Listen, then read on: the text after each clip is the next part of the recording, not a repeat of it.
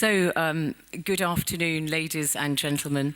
My name is Zeinab Badawi, and it's my great pleasure to be engaging in this conversation with two giants. I won't be standing on your shoulders, but that's the name of this conversation, standing on the shoulders of giants, but I'll be sitting between you instead, which is far more preferable, I think. Patti Smith, really absolutely wonderful to be here with you. As so many people here admired you from afar for many, many years, and now from close up. Here I am. Yeah, yep. Great. Here we are. Yes, and Professor Angus Deaton, whom I'm sure many of you know, was last year's Nobel Laureate for economics, and you won your prize for poverty, consumption and welfare. But aren't you relieved? I'm not going to be asking you about any of that today, slightly different things. I know something about it. You know something about poverty, consumption and welfare. Well, you can tell me later. Thank you. So, Patti Smith, obviously your career is one that's been applauded in just about every corner of the world, but what I think has struck so many people about you is the fact that you have married poetry with your music, and that is something which a lot of people have derived a great deal of enjoyment from. In terms of influences and influencers, perhaps give us an idea of what has inspired you. Well, first of all, funny enough, when I was a little girl, I wanted to be a scientist and help the world. So I'm so glad that you are doing the work that you are doing because it was a little beyond me, but I do what I can. And when I realized that I was never going to be a scientist, I found that my vocation was writing. And I read so much as a young girl, and I was inspired and influenced by, everyone I read, whether it was Paul de Croof or Louisa May Alcott. And as I evolved and wanted to perform my poetry, I was very influenced by Allen Ginsberg and Bob Dylan, people that brought all of their poetic imagery and merged it with a worldview, with the things that concern us all. And so I have many, many influences, but there's two of them. Well, you've mentioned Bob Dylan, and I believe you toured very briefly with him in 1995, in the mid-90s. And of course, he's this year's literature laureate. And I know you're a big fan of Bob Dylan too, Professor Sir Angus Deaton. So did you find the fact that his music, like Patti's, has this, message in it? There's a kind of almost political activism, you could say. It's not just the Beatles, I love you and that kind of thing. Yeah. I think John Lennon would have something to say about that. The early Beatles. Sorry. The early Beatles, maybe. Well, certainly, Bob Dylan was an inspiration to much of my generation. And there was certainly this sense of global justice, which was a very important part of his sound. And his music always seemed to me to somewhere that came from somewhere completely different. In that it's like listening to Mozart, where you feel that Mozart is sort of a vessel for what you're listening to, because it's hard to believe that a human being like the rest of us could have constructed this. And Bob Dylan at that time seemed to encapsulate for many of us the airs of the time, the views of the time, everything that was in the air at that time. And, he obviously didn't tell me to become an economist or whatever, but he certainly did, like many of us, make us want to make the world a better place. And I found my way very indirectly into doing that. And like Patti, when I was a kid, I wanted to be a scientist. And then I discovered that reading books was my way into this. And so I was certainly very inspired by that very early on, and was living in a place where there was not a lot of that around.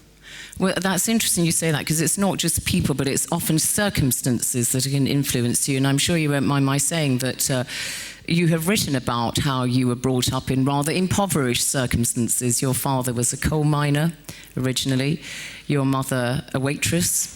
And in fact, not only did she not encourage you to study, she actively discouraged you to study, and you kind of, in a sense, rebelled against your circumstances because you wanted to do something. So circumstances can also really fashion certainly very, the future. very important. My mother had been a nurse and then was this homemaker, so I don't think she was ever a waitress. Oh, I'm sorry, yes. There's many things about my mother Your I don't mother know. was Your the mother waitress. was the waitress.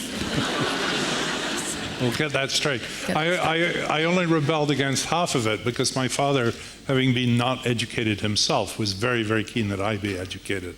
My mother didn't really see the point in it. But in circumstances, too, I was fortunate to grow up in the city of Edinburgh in Scotland, which was, in some ways a very deprived place. But it had this, going back to the Scottish Renaissance, very much this history of philosophy, of literature, of scientific endeavor. And it was a place where you really were encouraged to believe in yourself, to read, to understand. And it also, literature in the libraries in Edinburgh offered me a vision of an exciting, bright world out there that was very different from the world in which I was growing up.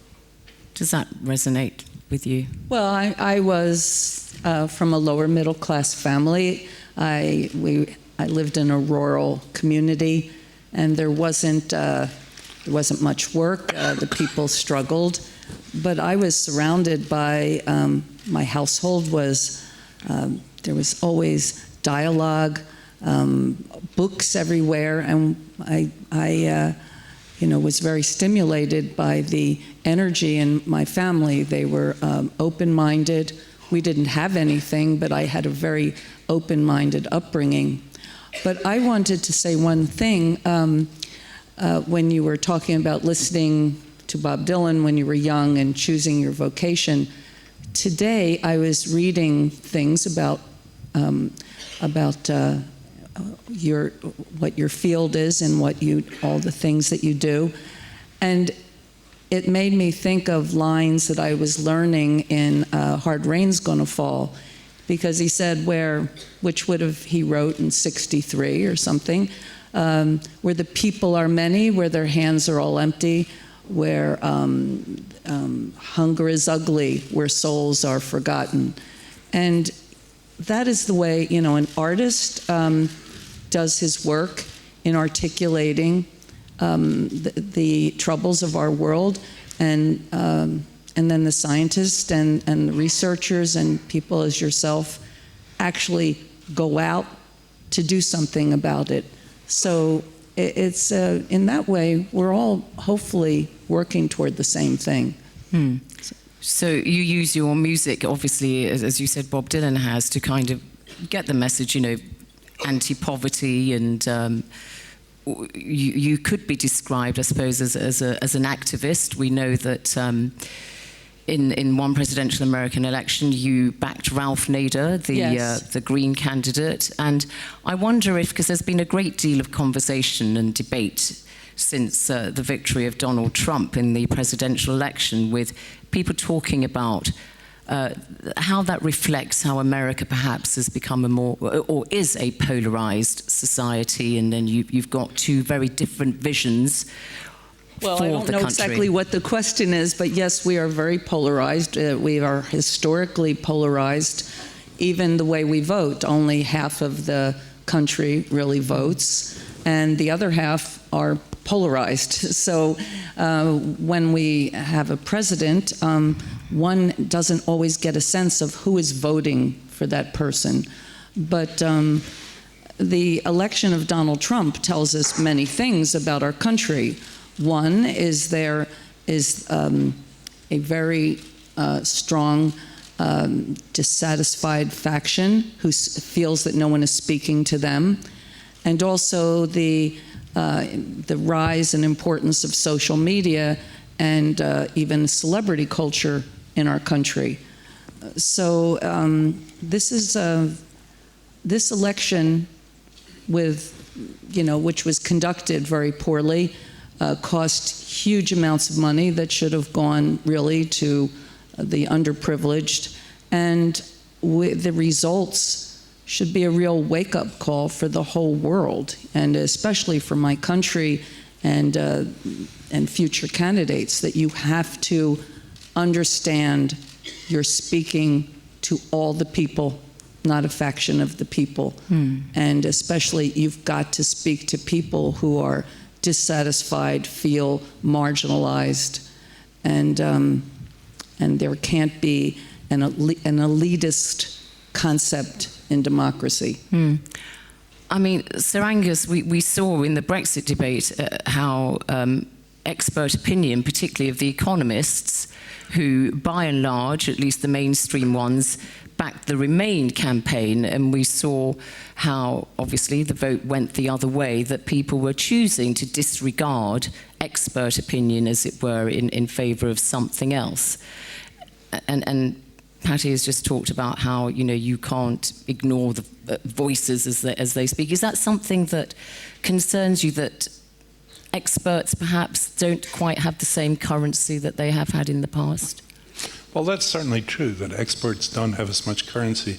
And in many ways, they don't deserve as much currency, because they've claimed territory that is not their own. And they've sort of tried to substitute expertise for politics, and saying you should behave this way or you should do this way, and imposing solutions on people where science really doesn't have the answer at all. But the first thing I was going to say to you was, when you look at this, what do you feel? And what I feel about it is, boy, did we do a really bad job. In some sense, we came out of, when we were talking about Bob Dylan or what we felt in the 60s, there was this sort of feeling of a world that had gone badly wrong, and that many, many things needed to be corrected. And many of us were inspired in very many different ways to go into music, or to go into art, or to go into economics, or whatever, to try and make that world a better place. And I think we've learned a lot since then. I mean, I certainly know a lot more than I did then. And I think, the fields in which I work have made a lot of progress too.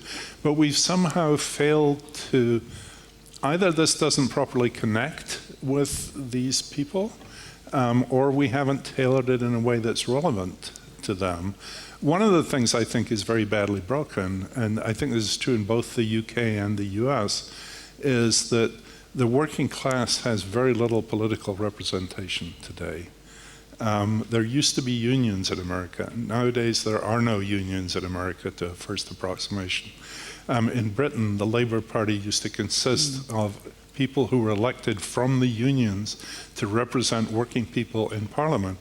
Nowadays, the Labour Party is educated liberal elites who think of themselves as representing those people. They are not of those people.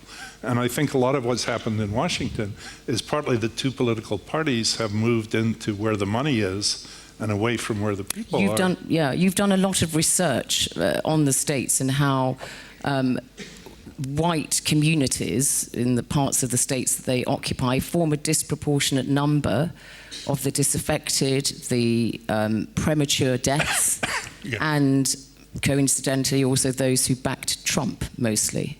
So that seems to be an interesting area of discussion. There's real distress in those communities. We've talked about some of the public things, but I know when I spoke to you briefly yesterday, Patti, about what you'd like to talk about and what has shaped you and influenced you, you said, motherhood is something that's very important to me. And it's very funny because when I was a young girl, all I wanted to be as I grew up was an artist. I never thought about having children. I thought there were many children in the world, and I just wanted to create art. I just wanted to do my work. But I fell in love, and my husband really wanted children, and so I had a son and daughter, and I'm a responsible person, and I thought, well, I'll raise my children. But a very strange thing happened. I fell in love with my children. I was the oldest of 4 children and helped raise my siblings, and it came very natural to me. Now my son and daughter, their father died young, and so I have a strong bond with my children, and I learn from them and are influenced by them continually. My son, because my son is just a good man. He's a simple man, very good, and he's got a moral quality that always makes me question and remember why I'm doing things. And my daughter is more of a social, more of an activist than I. She works for awareness of climate change. She works with immigrants. She works with Tibetan and Nepalese musicians. She's constantly working to help others. And when I get too, wrapped up in my own world and just in my own solitude, both of them remind me of, certain human responsibilities. My son is a father, and so he comes to me for advice about his child, and my daughter is an activist, and she comes to me counseling me. You forgot to recycle. What are you doing today? You should do a benefit here.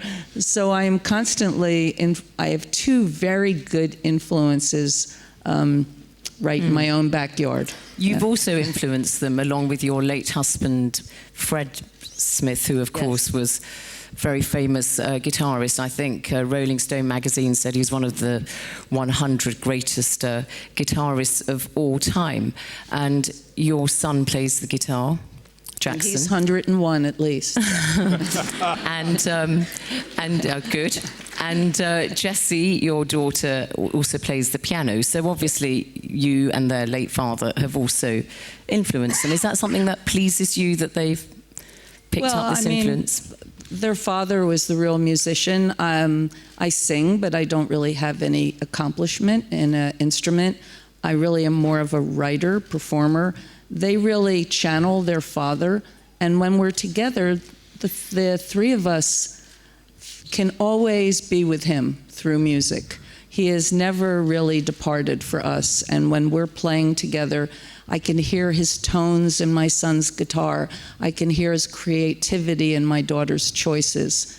And but I feel his influence remains always with them. It's within their blood. Mm-hmm. And I know the ways that I've influenced them, but it makes me even happier, truthfully, when I see his influence upon them. Well, I'm sure you have influenced so many people and given great pleasure to so many people and inspiration all over the world.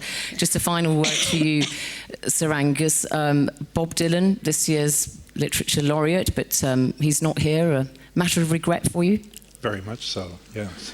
You would have liked to have shaken the great man's hand. I would have loved to have shaken his hand, yes. And for me, it's a wonderful thing, because I think, Nobel's original intention of doing good for mankind also depends on how many people you do good for.